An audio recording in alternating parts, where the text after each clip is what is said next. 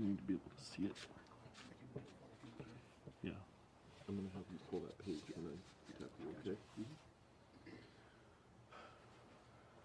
Good morning. My name is Will Arnold. I'm the mayor of Davis. The last few days have been shocking and incredibly challenging for our community. People are scared. This is a natural and reasonable reaction to the incomprehensible. But the people of Davis are also strong and resilient. We're a community that watches out for one another, that helps those in need.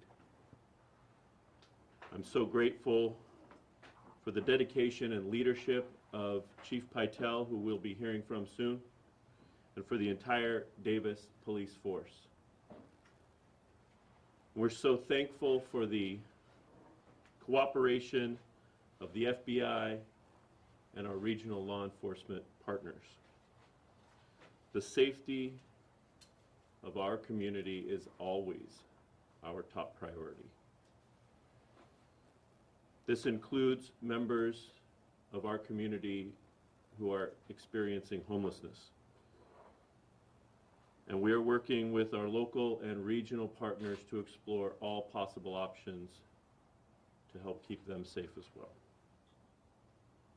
We are using every available resource to solve these crimes, to bring an end to this violence, and to keep our community safe.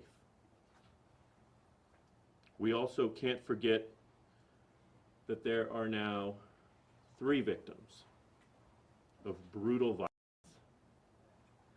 2 of whom have been lost to us, and 1 is battling for their life. Their families and loved ones will never be the same. Our entire community will never quite be the same. Our sense of normalcy and security has been fractured. Our sense of identity is being challenged.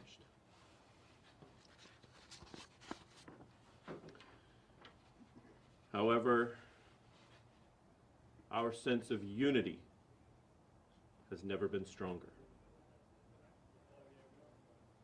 We will remain united.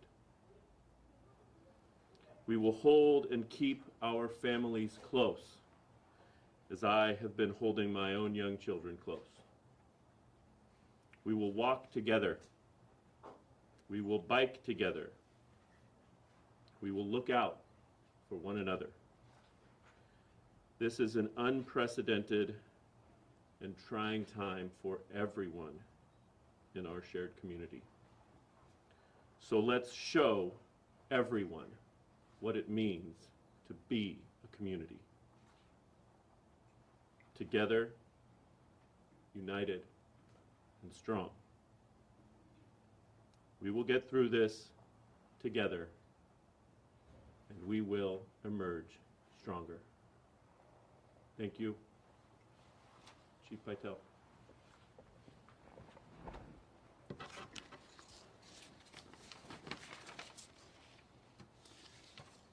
Good morning. I am Darren Pytel, Davis Police Chief. That's T-A-R-R-E-N, Pytel, P-Y-T-E-L. And present today, I have a member of the District Attorney's Office, Jonathan Raven, and Cecilia Agar-Curry, our local assembly person, City Manager Mike Webb, and the City Council, and Board Supervisor Lucas Frericks.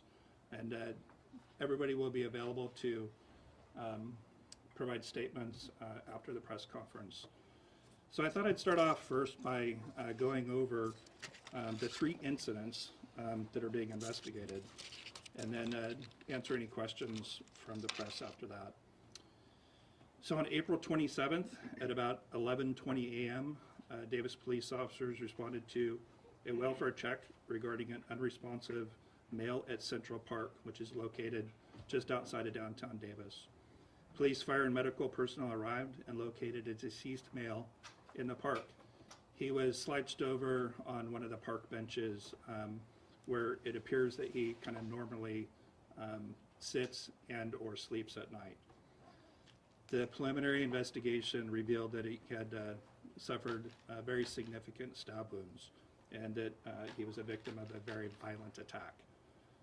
On April 28th, the Yolo County coroner identified that victim as 50-year-old David Henry Bro, who has been in the community for over a decade and while homeless was a regular fixture in the downtown in a very positive manner. And the other night we had a vigil for him, and many community members spoke about his positive and lasting impact on the community. 2 nights later, April 29th, at approximately 9:14, a Davis resident reported hearing what sounded like a disturbance near his house, and the disturbance was located in Sycamore Park, which is in central West Davis. The resident went outside to investigate and found a male adult with what appeared to be multiple stab wounds. He immediately called 911, had a short interaction with the suspect who fled. Police officers and fire department personnel responded, and the victim was declared deceased at that time. The next day, the coroner identified the victim of that homicide as Davis resident, 20-year-old Kareem Abu Ajim. And he was a local resident, a Davis High School graduate, and a UCD student. Last night, on May 1st, at approximately 11:46, the department received a few 911 calls. The first one came in reporting a disturbance at a tent, which was located at the intersection of or near 2nd and L Street. And there's several tents there from the local unhoused. They've been living there for some time. The initial report was that somebody had been punched through the tent, and then soon after that was followed up with a second 911 call from the actual victim. She had her call had gone to 911 for CHP because the location being near the freeway, and CHP transferred the call to Davis PD. She reported that she had been stabbed. Right around that time, Davis police officers, who were actually fairly close, responded and located her and determined that she had been stabbed several times. She was treated and then transported to the UCD Med Center. The latest information that I have is that she did have several stab wounds, had surgery, and is currently in the ICU in critical but stable condition. We were able to get a statement from her. She was able to provide a description of the assailant, and she was able to tell us what happened. And that one, it appears that she was inside of her tent, and the suspect came up and stabbed her through the sidewall of the tent.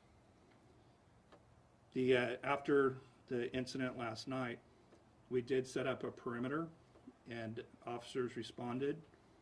We were able to call in officers from the West Sacramento Police Department, the Yolo County Sheriff's Department, the Woodland Police Department. A K-9 unit also responded, and we had drone teams respond as well. Soon after, we requested additional assistance from the Sacramento Police Department, the Sacramento County Sheriff's Department, and Elk Grove Police Department. We did end up getting another K-9 from Sacramento Sheriff's Department, and so we split up the perimeter, did a very extensive search, including house-to-house searches for the entire neighborhood near where the attack occurred, and we were unable to locate the suspect. We did have a witness who said that the suspect fled on foot westbound on 3rd Street, and that was the last sighting of him. The description that was provided for the stabbing last night is substantially similar to the description that was provided by the witness in the second homicide. At this point, we're still determining whether the two are related, but there is a similar in that they both were knife attacks, and the descriptions were reasonably close. Although there's consistency in some respects with the first incident, we're still trying to determine whether the first homicide is related to the second homicide and whether these are related to the stabbing for last night. The similarities of the two homicides are that both involved male victims. They occurred at Davis Parks. The attacks with knives were particularly brutal and violent. These were not stabbings where a person would normally be a victim of like a robbery or something like that, where there's just a couple of wounds. There were many and very significant knife wounds. The attack last night had far fewer knife wounds, but still similar in the respect of the description provided. At this point, we're going through hundreds of tips. Since we put out the information on Thursday, there's been no shortage of people calling in potential information. We've been contacting many residents and asking for any information or for any tips regarding that homicide. When the second homicide occurred, because we had a description, we started receiving far more tips.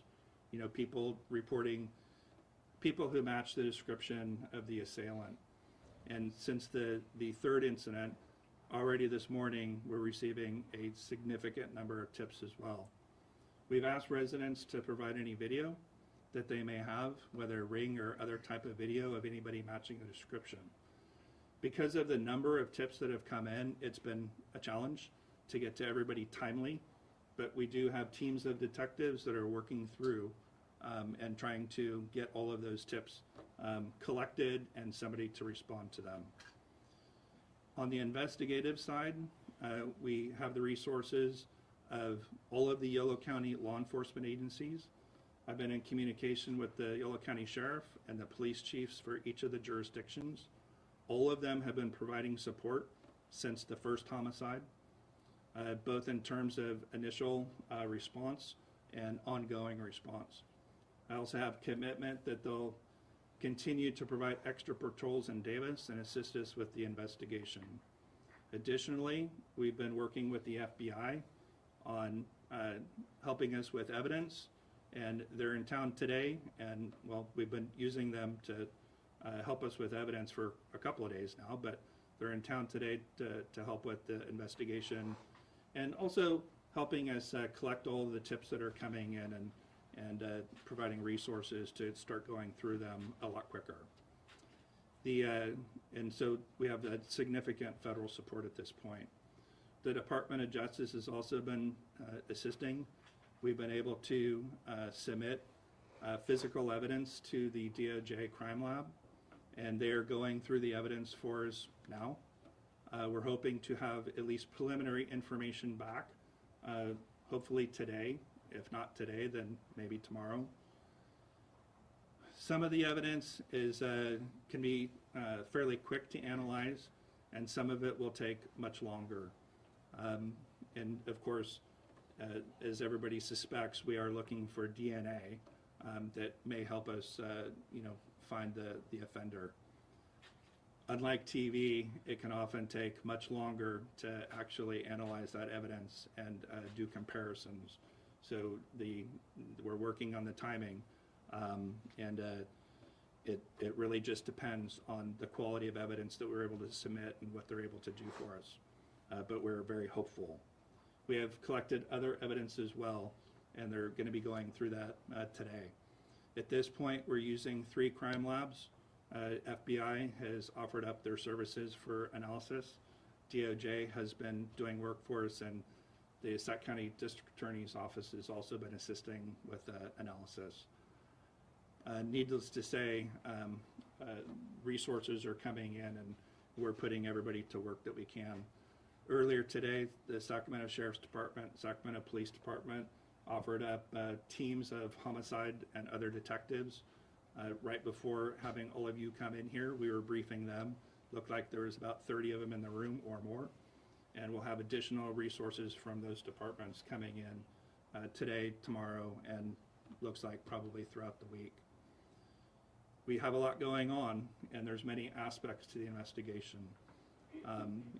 Right now what we're trying to prioritize is going through the physical evidence, going through statements, and of course going through any tips that may help us identify the offender or offenders.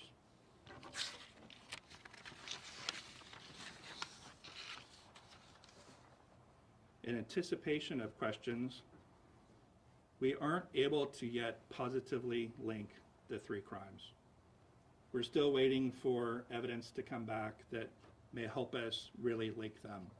Again, we're going between the two homicides. We're really going based on where they occurred and the type of wounds that were sustained. There is a suspect description for the second and third incident, which are substantially similar, and that's really the connection that we have. The crime of last night and the one that occurred in Central West Davis, because we have witness descriptions of what happened, they were particularly brazen, and that obviously causes us significant concern. There was an interaction between the offender suspect last night and several witnesses who were able to provide descriptions. And so the interaction occurred over a period of time before the actual stabbing occurred. That is particularly concerning, and that the suspect didn't seem to care that there were several witnesses who could identify him. We have received questions regarding air support. Last night, when we came in, which was right around midnight, there was light rain in Davis and low cloud cover. A helicopter was not airborne, and even though we made several requests, there were no helicopters up last night to assist us. We were able to get drone support from the Sheriff's Department, West Sacramento, and Elk Grove. And there were times that they were able to fly, and because of the rain, there were other times that they were unable to fly. The drones were equipped with FLIR, so infrared vision, so they were able to fly and see anybody who may have been hiding in bushes or backyards or other areas. And so the drones assisted basically with the canine searches. Here at the police department, in addition to the investigation going on, we've redeployed all of our resources. Basically, we've moved all of the patrol forces into 12-hour shifts so that we have more personnel working 24/7. We are stepping up patrols all over town, and have also requested mutual aid resources to come in and assist with those saturation patrols. Our intent is to have a very visible presence, both so that people see the police department and police departments out to potentially prevent crime, but also as an opportunity for our residents to offer tips or provide information, and of course to stop anybody who may look like the person that we're looking for. So it's important to have those extra patrols. In addition, UCD PD is doing the same. I have been in close contact with Chief Farrow at the University of California Davis Police Department since the first homicide. He was at the command post for the search last night. We both arrived at the command post at about the same time, and we spent several hours, pretty much all night, together, both trying to apprehend the offender from last night, but also talking about campus safety as well as the safety of the city of Davis. And I can tell you UCD is also committed to helping us patrol Davis and is a close support ally in this investigation. For the public, as the mayor said, we understand that there's fear and trepidation right now. We're getting questions, is it safe to go outside? Well, we've had 3 stabbings, 2 homicides, and they've occurred over the past couple of days. That's, to my knowledge, not ever occurred in Davis. I've been with the department coming up on 40 years now. And this morning I spoke with one of the people who trained me back in the 80s when I was new to the police department, and he was here for a long time before me, and he said that he couldn't recall any similar incidents like this. So this is different. And the attacks were particularly violent and brazen, as I said. Since the first homicide, our messages have been consistent. We ask that the public be vigilant. And what that means is to be completely aware of your surroundings, to know who may be present or watching, and to take action to avoid those places where you can't really see everything. So lighting can be important, but darkness may also be important in the respect that crime does take light. So people have to make smart choices about where it is that they go, what it is that they're doing, and whether they're able to pay attention to their surroundings. Of course, people should have a buddy system right now. I think that that's a appropriate and reasonable response. None of the attacks appear to have occurred during the daytime. Although the first homicide in Central Park, the calls came in after 11 a.m., there is some indication that the homicide occurred many hours earlier and probably during darkness. So at this point, we don't have any indication that anything is really occurring during the daytime hours. So the safety concerns, I would say after dark, be much more aware of your surroundings and be vigilant, as I said. People should prioritize their own personal safety. We're getting questions about whether we should do anything from imposing a curfew, which would mean prohibiting people from being out in public, or should they change their plans and not do public things? My response to that is people need to make smart choices. And, as a general rule, we do recommend that when people go out, they're around other people and in crowds. Generally, there's a better sense of safety anyway in those types of situations. But people will have to make their own call on what they want to do as we proceed through the investigation and until we make an arrest or arrests in this case.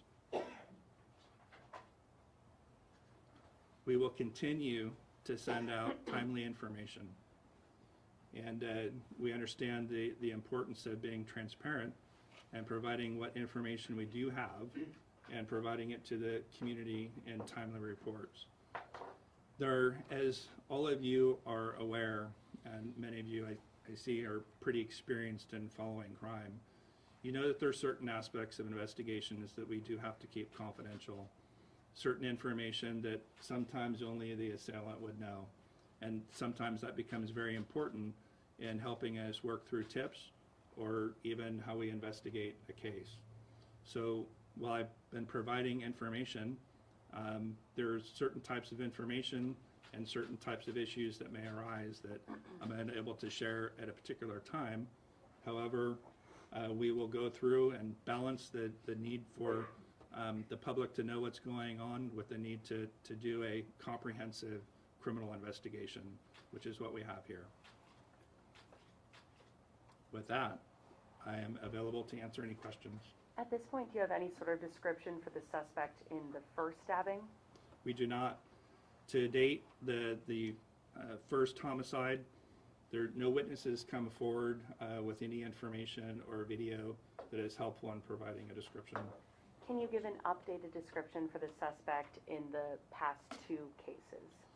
Yes. I actually did not put him in front of me, but I'll have somebody come up at the end and provide the latest description. You've mentioned 3 specific witnesses so far, and then it sounds like a group of people may have seen him prior to last night's attack.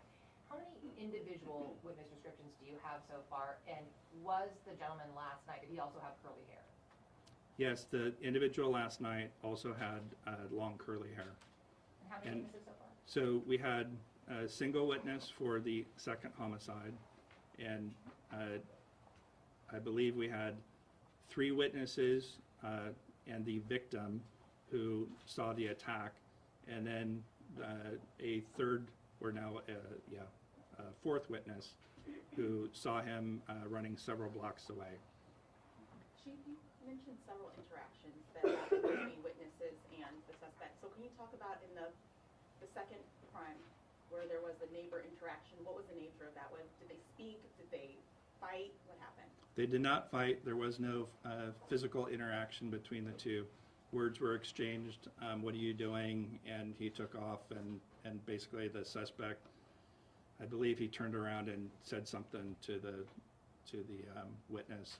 I didn't have the exact words. If you're looking for those, information has been provided in the past, and we can get that as well. And what about, sorry, just a follow-up, the third interaction? You said that there was a group of 3 people, and it went on for some time. What happened? Was there an argument? Was it ever physical? No, there was no argument.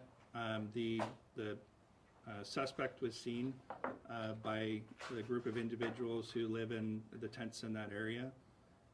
They saw him across the street, and it appeared that he had been ducking behind trees a couple of times. They called out to him and even made some indication that he looked like the suspect from the second homicide. He fled on foot.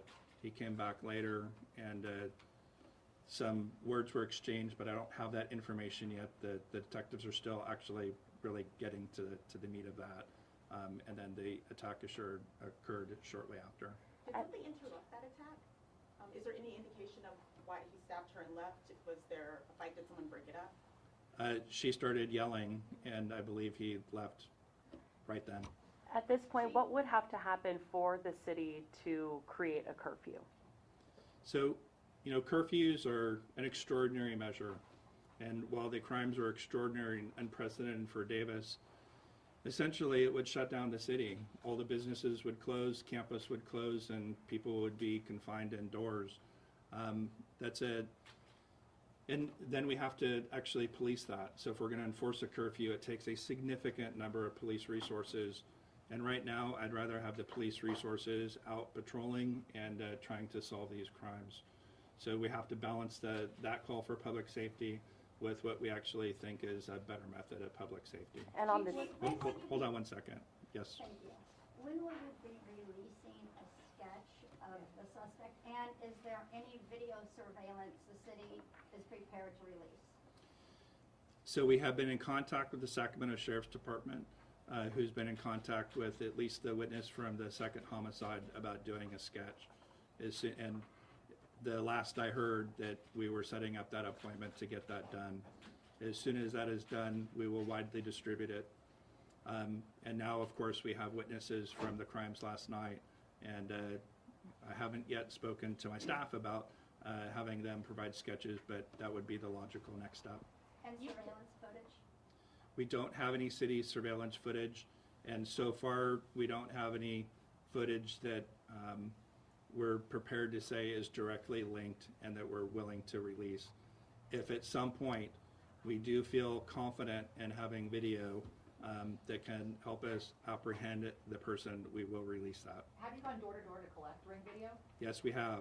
So after the first crime, we put out an all call to business owners and to residents to provide, and we also did a neighborhood canvass, basically going door to door. We did the same thing for the second homicide, and that's occurring now for the third. And you guys know how many pieces of video you've collected so far? Not a significant number. You took a person of interest into Hold on. custody. You took a person of interest into custody after the second incident, and that person was still in custody this morning. So are you now backing off that as a possible person involved, or are you still looking at that person? Well, at this point, we're still going to look at the person and still compare potential DNA. The reason is the suspect descriptions for the second homicide and the incident last night are substantially similar, but we cannot yet rule out that we're not dealing with 3 separate crimes. So until we have evidence to conclusively say that all 3 are related, we have to keep our options open and explore all leads. How does that change the investigatory process if you're looking for one serial killer or 3 separate killers? So how we internally organize that is I have teams set up for each of the 3 incidents, and then we have overlapping investigators to deal with the commonality. So really we do 3 separate investigations. which includes, the physical evidence, dealing with the neighborhood canvases, trying to collect video, doing comparisons, and then we have meetings throughout the day to talk about the commonality. And one last investigatory question, if I could. The FBI definition of serial murder is 2 or more killings. And we certainly have at least 2 killings that have a similar suspect and at least 2 killings with very similar MOs. At what point do you think you'll be willing to call this a serial killer? Because I think that's what a lot of people are wondering. Yeah, so we've been in contact with the FBI, and we're trying to get profilers on board to help us make that determination. We have done that in the past. We had a pretty brutal homicide that occurred back in 2016 where the suspect, and I was part of that investigation, and we did work with profilers out of Quantico to help us in that investigation. We're hoping that we get the same support on this one and to help us make that determination. You don't have it yet? I'm sorry.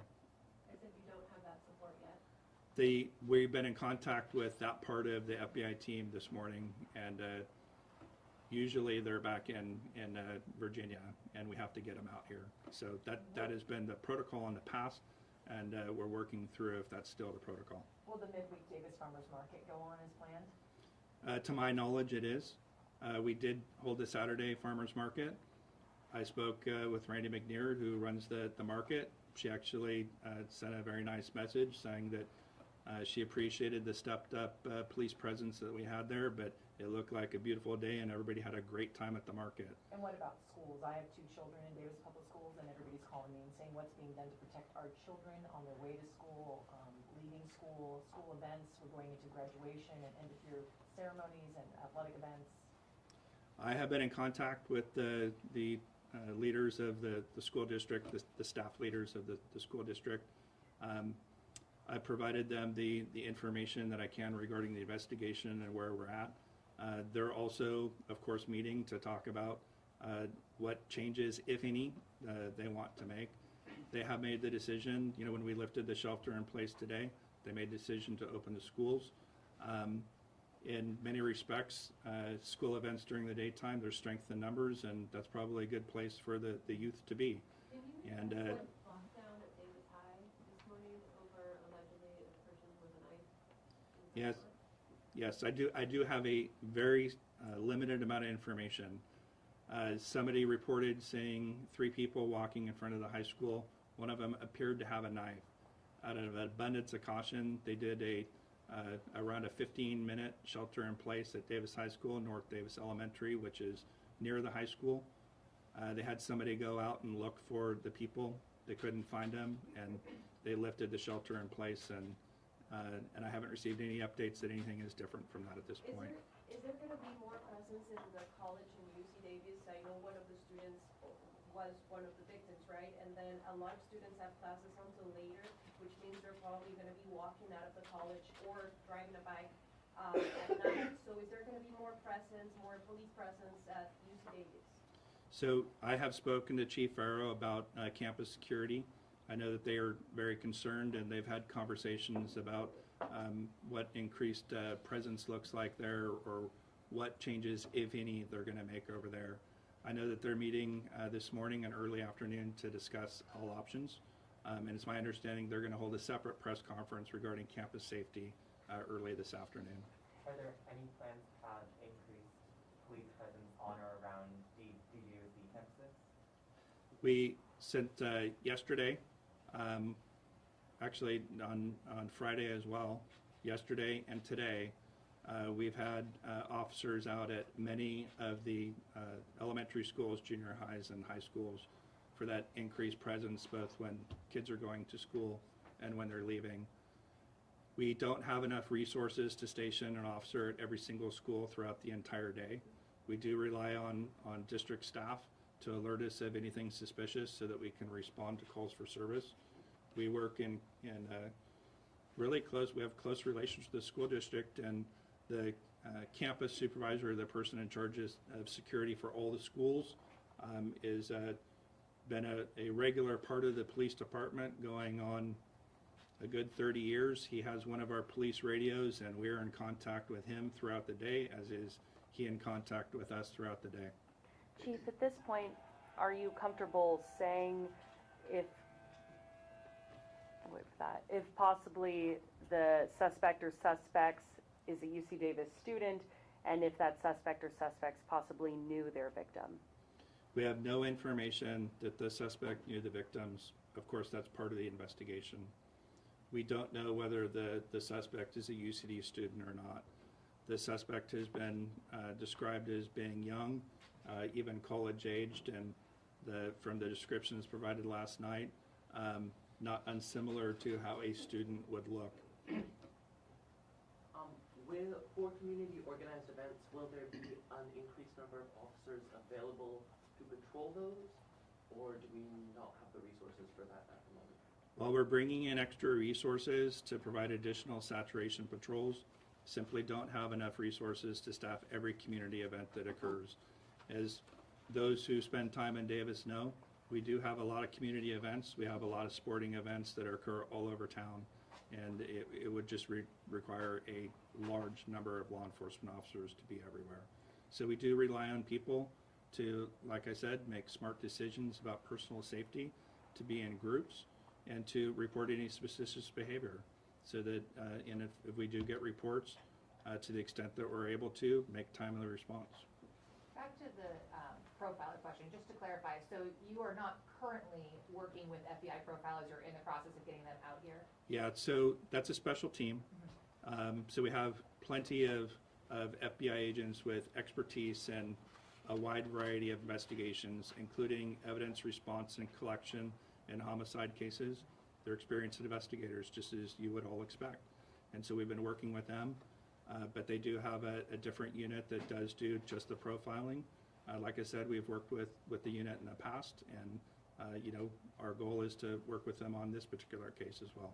So you may not have much of this follow-up question, but is there anything you can tell us about the profile of this individual that might help the public identify him, other than his appearance? Not with going into extreme speculation at this point, which I won't do.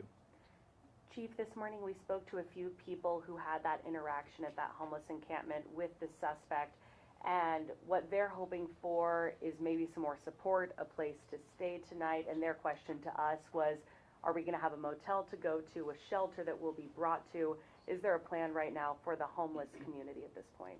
So I have been in discussion with the city manager today and the assistant city manager.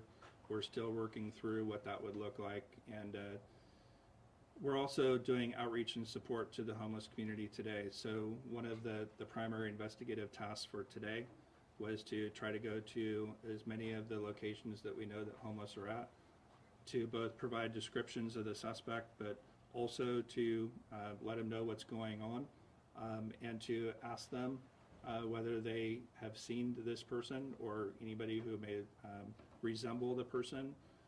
Because of the nature of that interaction last night, we want to make sure that, you know, there hasn't been a non-violent interaction with this person with any of the homeless community in the past couple of weeks. So that's one of the investigative tasks for today. So when we have something on that, we'll of course communicate it. Yes? Recently we've had a lot of these shootings happening across the nation, but here we're having these knife attacks. Can you talk about the nature of knife attacks and why they're different in an investigatory standpoint? Briefly, so generally my experience and the experience of the Davis Police Department is knife attacks are usually more targeted events because of, you know, somebody committing a crime such as robbery where a knife is used, or a weapon during an assault or defense-based. So usually, in my experience, is these knife attacks involve just a couple of stabbing motions, and although fatalities occur, oftentimes victims are just stabbed once or twice, and people do survive those. Of course, gun attacks are quite different, and usually, and especially in relation to the larger ones, somebody is making a statement, and it's a, you know, specific act of violence. What makes the knife attack in this case different is that, like I said, the first two, there were many stab wounds and they were particularly violent in nature. So our experience is there is differences between the two. Chief, you said they're making a statement. What's the statement? Again, when you have somebody who's stabbed a couple of times, what you look for is whether that was part of another crime, such as robbery or an assault-based crime. In this particular case, because of the significant number, this was, more indicative of a deliberate and brutal killing. So the suspect did not steal nothing from the victims? I'm sorry, I couldn't hear you. The suspect didn't steal nothing from the victims?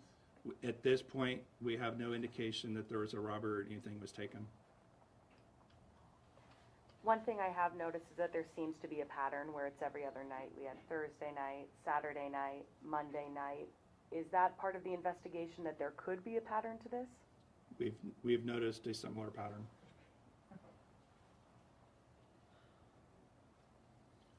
All right, with that, I'll have Lieutenant Beckwith available to provide the latest description of the suspect and answer any questions for the press.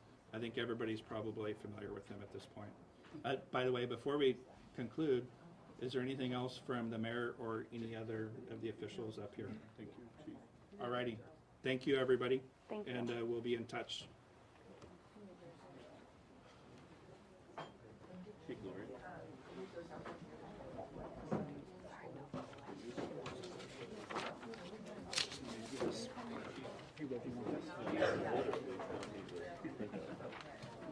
Maybe for posterity. Yeah, I was, my sweat's on us. Okay, never mind. I don't want it. I